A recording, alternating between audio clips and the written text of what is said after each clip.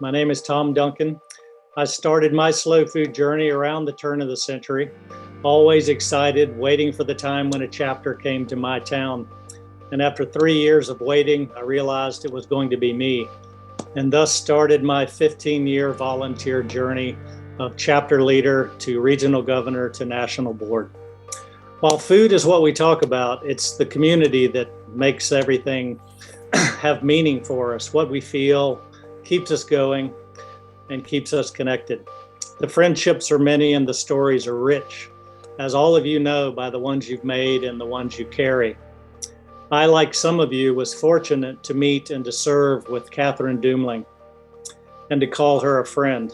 We lost Katherine this year to metastatic breast cancer. Katherine welcomed all.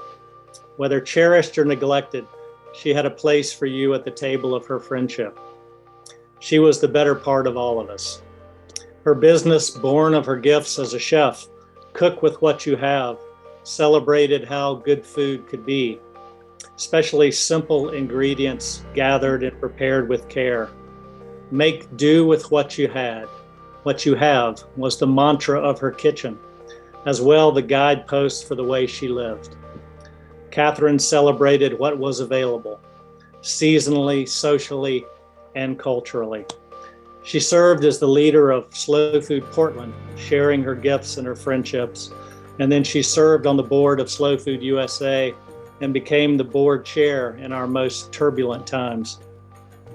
Katherine took on the mantle of leadership with quiet insight and curious reasoning. She knew there was a time for joy and justice, a time for duty, and a time to say cheers. Katherine had a knack for making you feel like an insider. She made everyone feel important and seen. She was moving the dial of change and doing it with joy.